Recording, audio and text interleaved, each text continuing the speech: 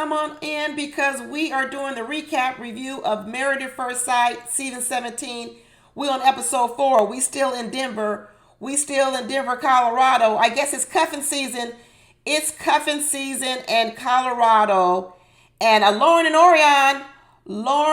Orion are cuffing it up. They are cuffing it up. They call themselves the Bonnet Buddies. The Bonnet Buddies. The Bonnet Buddies. We're going to talk about it.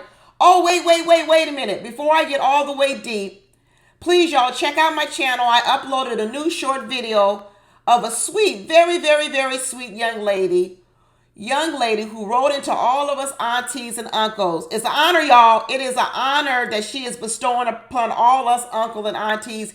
She wants some advice. She wants some help on how to grow into her womanhood. Please go listen to the video. Drop down. Give her some tidbits of information. And like you know I do on my new show, I'm going to answer her question with some real thought, some real, I'm going to put my all into it. I'm going to really try to put my all into it, try to help this young lady as much as I can. I want you all to join me, and then I'll upload the response video or do a premiere, whatever else. So please go to my channel and check that out. But let's get back to these bonnet bunnies. Let's get back to these bonnet bunnies. Y'all know they were my front runner last week, and I'm keeping them there. I'm keeping them as my front runners. And I ain't scared. I ain't scared about none of these previews we see. I know we see some previews, and some of y'all are probably shaking in your boots thinking, oh, they ain't gonna make it. They ain't gonna make it. Nope. I love it. I love the Bonnet Buddies. And let me tell you what's proven to be true. What is proven to be true is what I said from the very beginning, is that both of these people, did I call him the right name? Orion. It's Orion. I hope I didn't call him Orion earlier. Orion and good Lord, what's the girl? Lauren. Orion and Lauren both have a curiosity for each other's ways, culture, everything. I'm gonna tell you something. When you have respect for your differences don't tear you apart. See, a lot of people think I don't want to be with someone culturally different from me, or I don't want to be in an interracial relationship because what you believe is your differences will pull you apart. No, what you need to have is you need to have respect for the differences. You have to have a curiosity for the differences. And this is actually a marriage period. When Orion and Lauren can bridge the gap between their cultures, it's actually the same gap people are supposed to bridge in marriage when you come in marriage with differences. That's why divorce is called irreconcilable differences. It's because your differences have become so big that they're irreconcilable. But what you're supposed to be working on in marriage is reconciling your differences, because you're different. You're different. We're not the same. I'm not the same as no woman. I'm not the same as no man, which means in marriage, we are coming together under the common bonds of things that we have in common. But we're also coming together because what we're willing to do is we're willing to work on and reconcile our differences. Irreconcilable differences is when you end up down in the courthouse. And what I'm telling you about Orion and Lauren, what I'm telling you is that they have a curiosity for each other's differences. We saw it in the wedding, and now we're seeing it here now. Everybody knows that one of the things with black women is oftentimes black women are self-conscious. They're a little bit unsure about their hair. It's a source. We know, black women, we know it's a source of a lot of different emotions. In fact, in that video, we talk about, I'm going to talk about with the young lady going on the motherhood. I'm sure that's going to be a conversation, because every black woman has to learn to love their hair. That's part of the growth in the womanhood. Part of the growth in the womanhood is learning to love yourself. And that comes along with learning to love your hair, okay? That's part of growing into womanhood as a black woman. And now we hear on you get married, and here is Lauren being paired up with a man who she doesn't know how he feels about that journey she's been on. How will he react to this hair bonnet I'm about to put on? And what did Orion do? Orion said, no problem. I'm going to put one on too. Maybe to keep my curls nice and moist. It will, Orion. That hair bonnet with that satin lining is going to keep your hair nice and moist, okay? And you got pillow. Get them a satin pillow too, Lauren. When y'all get home, get him a satin pillow, and he's gonna be like, "Dang, where was I? Where was this black woman all my life? Where was this black woman all my life?" But I already think Orion has dated black women because when she came back ready to go on that honeymoon, she was laying her edges, and she goes, "Oh, I got to put this on and lay my edges." I don't do that. I'm a black woman. I don't lay my edges because that give me a headache and it be tearing out my edges. So I don't do that. But anyway, she did it. We know what she's doing. She said, "Do you know anything about laying edges?" And he said, "Yeah, I do." He said, "Yeah, I do." He said, "Yeah, I do." Orion already told us at the altar or at the wedding that he's really never dated anyone in his culture. People are assuming that he must have dated white girls. I don't think so. I don't think so. I think Orion has always dated people of color. That's what I think. I think Orion has always dated on the spectrum of women of color. Does it mean it's all black women? No. But I think he has dated women of color. Women of color. This is what I'm saying. Black women need to, more black women need to date outside their race. Even if it's just to learn, to grow. Because I'm going to tell you, I'm married to a black man now, and I've dated black men the majority of my life prior to being married, but I have dated outside my race, okay? I've tried it. I've done it. I've had relationships outside of my race. And I'm going to tell you this. What I have learned is that a lot of cultures, they don't have the same hang up about black women's hair as even black men do, y'all. You talk about trying to get acceptance of your hair from a black man. When you date men from different cultures, they could care less. They could care less. They don't care. In fact, it's a curiosity factor. In fact, they like it. They've already dated women in their own race with the hair, and what they've learned is, I'm not dating a woman just based on her hair or that fact that her hair is different. I remember dating this one guy. He was a white guy. And I said, and I wasn't the first black woman he dated. I was not. So he definitely had a familiarity with dating outside his race. I said, when was it that you started dating black women? He said, well, I was married to a white woman. He was married to a white woman. And he said one thing he learned after he got divorced was he wanted to date women that he liked, that he loved, that he found attractive. And he also wanted to date women that found him attractive. And he said, what I found out was that wasn't just exclusive to white women, that there were a lot of other women of different races that found me attractive and that I found attractive. So I stopped limiting myself to dating just white women just because that's what I grew up with. He grew up in Kentucky. He had grown up in Kentucky. He said, I stopped limiting myself. And that's what I'm saying. That's kind of why I like Love is Blind, y'all. Because what we're starting to see on a lot of these dating shows, actually we're starting to see a lot more black women's marriages work with women outside of their race. If you start looking at some of these reality shows, when you start looking at some of the successful couples coming out of these reality shows, you're starting to see a lot of interracial couples, black women with another race, where those black women are finding themselves successful in marriage. You're starting to find it, okay? People are starting to wake up that differences don't have to tear you apart. If you have a healthy curiosity, a healthy respect for your differences, even if that's culturally, you can get along.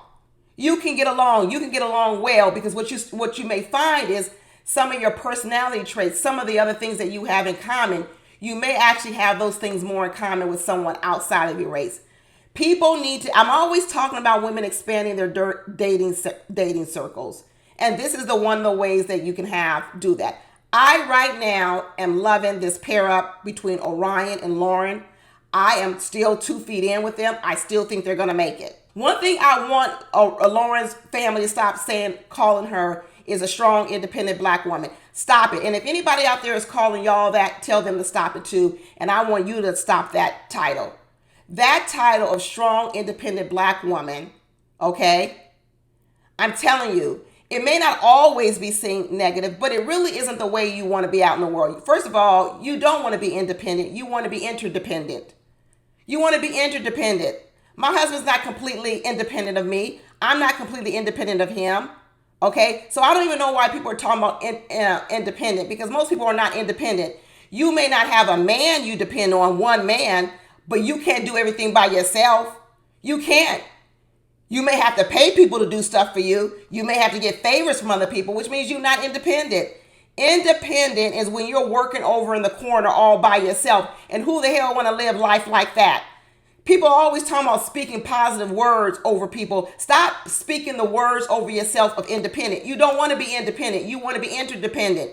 You want to be able to depend on someone and you want them to be able to depend on you. You want to be interdependent. Drop independent and stop combining that with independent black women like that's one word, independent black woman. Why? I don't ever hear no independent white woman. I don't ever hear no independent Latino woman.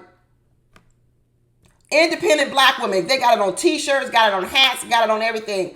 Start saying no. Just say no to the title, the label of independent black woman. So that way, when people come into your life, they know right away that no, I'm not independent. I'm going to need something from you. And I'm also going to give something to you. Right? Independent means I don't need nothing. You don't have to do nothing. No. Anytime someone chimes up and say independent to me, nope, I stop them cold in their tracks and I tell them, nope, I'm not independent.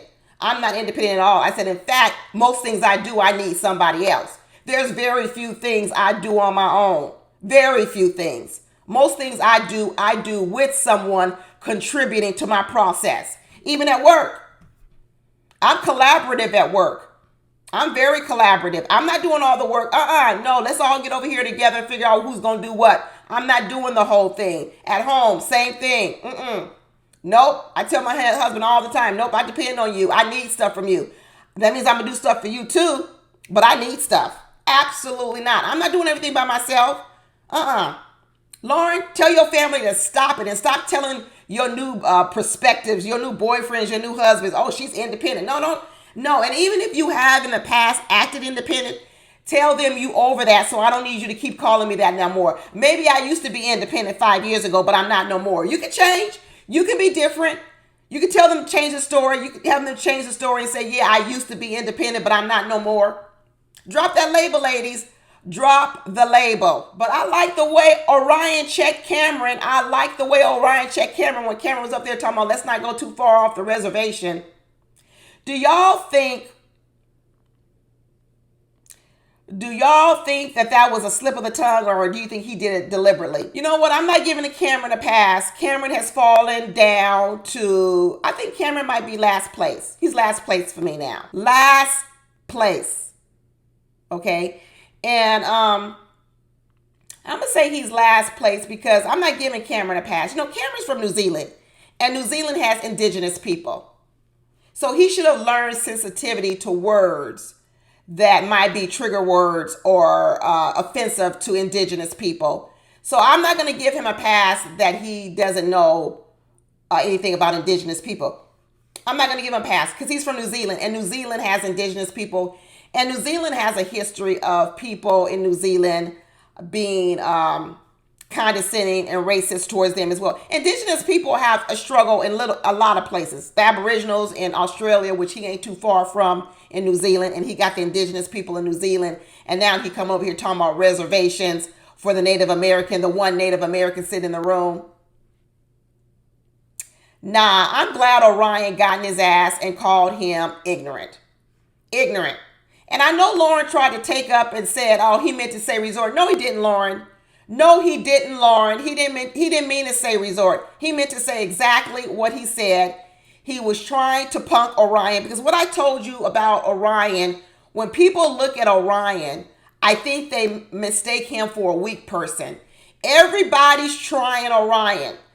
Lauren's daddy tried Orion. Now you got Cameron over here trying Orion.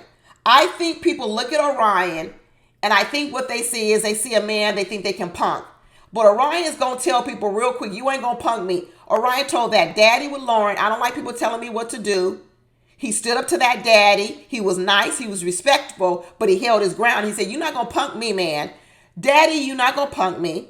And then you got Cameron over here who thinks because he's 6'5", he's going to be able to punk Orion too. No, you're not going to punk Orion. And Ryan let Cameron know right away, you ignorant. He was nice with it. He laughed it off a little bit. But trust and believe, Orion knows who Cameron is. Just like I would know. Just like if I was there and Cameron would have said something like, oh, we can't go too far off the plantation. I'd be like, oh, you ignorant. But you know what I would know right then? Right in my head. I know who you are. It's way too many other words you could have chosen.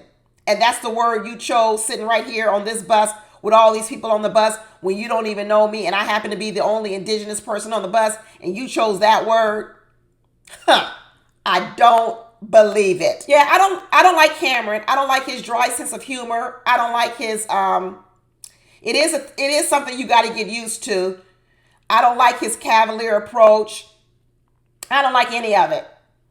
No, he's at my bottom already. You know how I be getting my foot on the neck of somebody all season long. Right now, y'all, if y'all want to know who is running for the top position for my foot, my stilettos, or my red bottoms that I really don't have on his neck, it may be Cameron. Cameron is starting to be the person where I'm thinking, I don't know, Cameron, I don't like a lot of stuff that comes out your mouth, and I might have to put my foot on it. I might have to put my foot on the neck of Cameron all season long. And I don't even care if he's right sometimes, because the part that he's talking about with Claire, he do be right sometimes. Some of the things he is right about. I don't like the way Claire corrects Cameron. Cameron does need a lot of correction. He needs a lot of correction. But I actually don't like the way that Claire corrects Cameron. And I'm going to get to that. So right now, I'm still saying no to these two. They're not going to make it. They already talking about they don't have no sexual energy.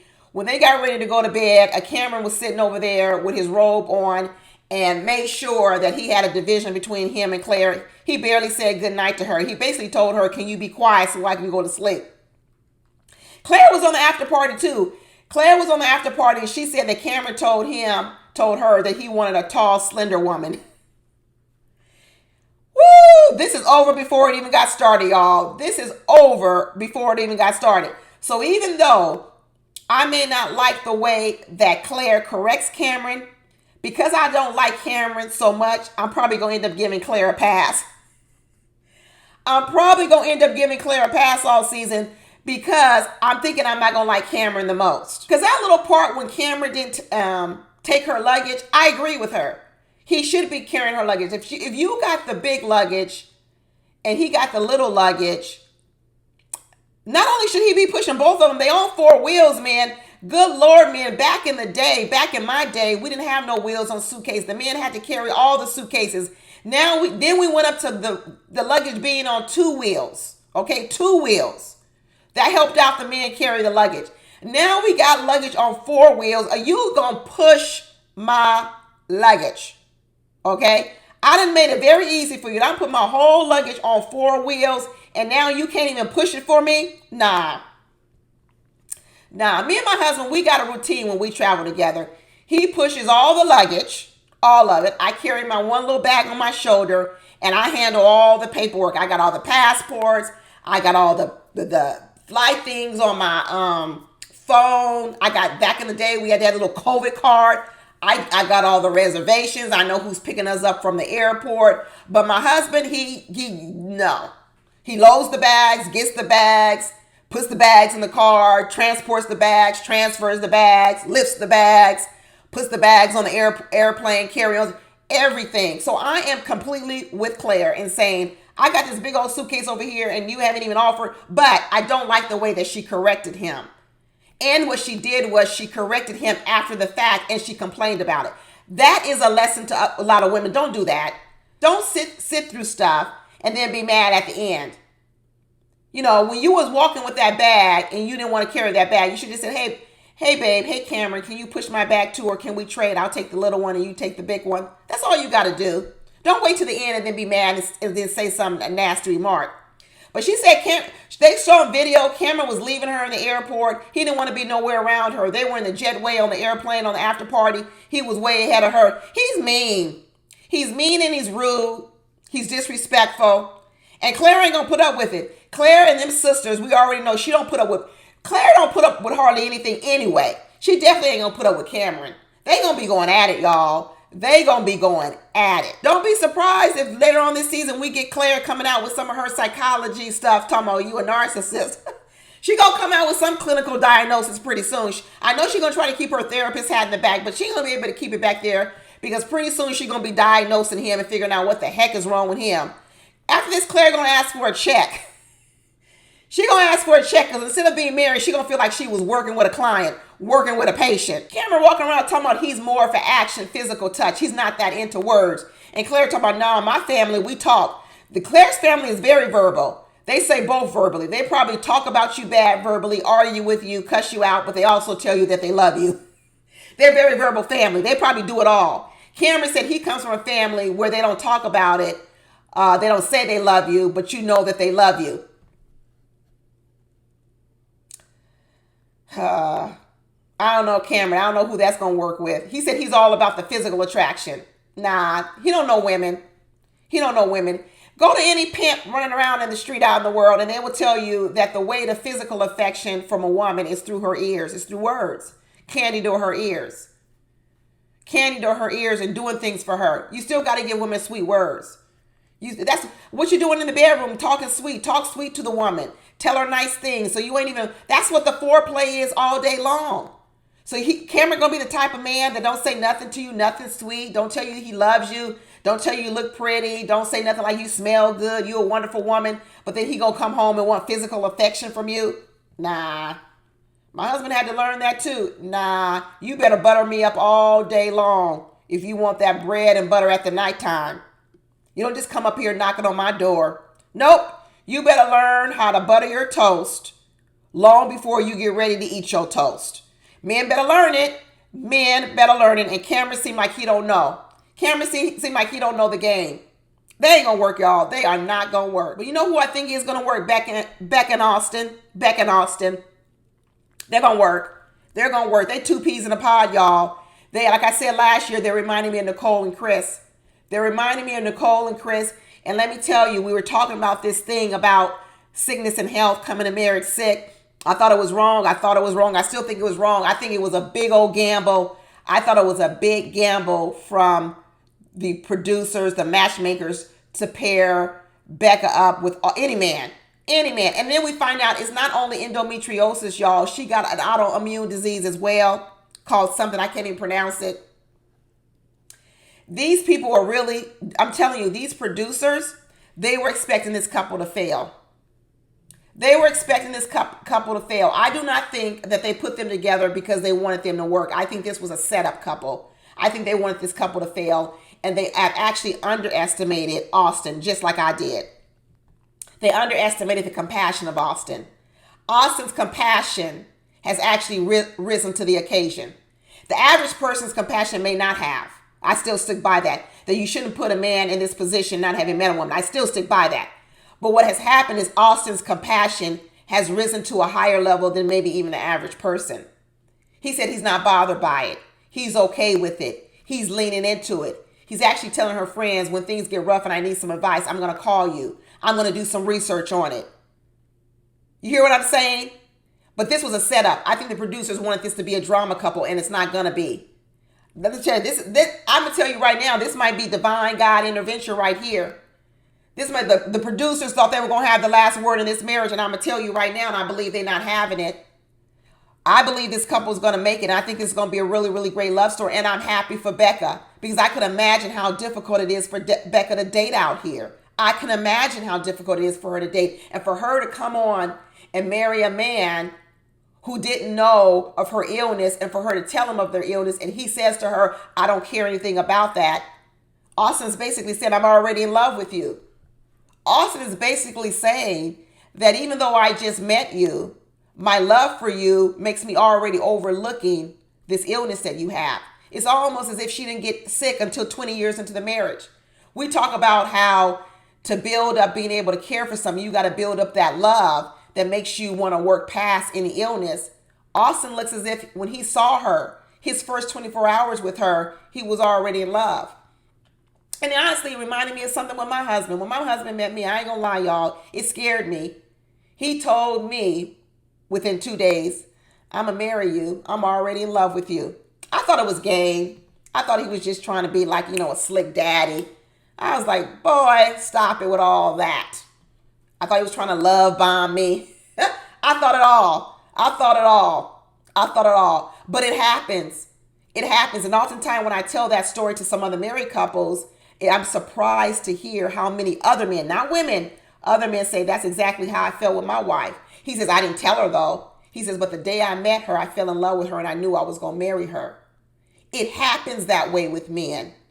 It happens that way with men. And I believe that's what happened with Austin with Becca. I believe that when he met her at that altar, when he saw her, when he spent those first few hours with her, he fell in love with her then. So when she finally dropped that bomb on him that she has not only one illness, endometriosis, and not the second illness, which is an autoimmune disease, he didn't even blink. He didn't blink not one bit. I believe in this couple, and I'm happy for this couple. I'm really, really happy for this couple. And Austin's going to be comfortable with her bossiness. I do think she's bossy. But that's okay. He's going to love it. And that's all that matters. I don't need to love it. She ain't my wife. Just like Chris and Nicole. Same thing I said about them last season. Nicole got up under my skin. After a while, she would start to irritate me. But you know what? I was 2 feet in with them being a couple because I saw that he loved it. And that's how I am with Austin. Austin loves it. I love it. And I'm happy for Becca too. And Austin gonna have his stuff. The family's already warning Becca of a lot of stuff with Austin. He gonna have his stuff, but you know what's gonna happen? She gonna put up with it. She gonna work through it. She gonna work through it just like last year Nicole worked through Chris's stuff. We saw Chris's flaws last year, and we're gonna start to see Austin's flaws too. But you know what's gonna happen? Becca's gonna work through it. Becca's gonna work through it because you know what? Becca's gonna realize I'm also bringing baggage to the marriage. How can I be a person coming to a marriage with endometriosis and autoimmune disease, but then want a perfect guy and he ain't got no flaws, no nothing? She gonna work through it. She gonna work through it. She gonna realize what this man is giving me, the acceptance he's giving me, the least I can do is overlook whatever it's gonna be, these socks that he puts on the ground, whatever it's gonna be. She's gonna realize that's gonna be minuscule. That's gonna be little things to look over than what he's overlooking.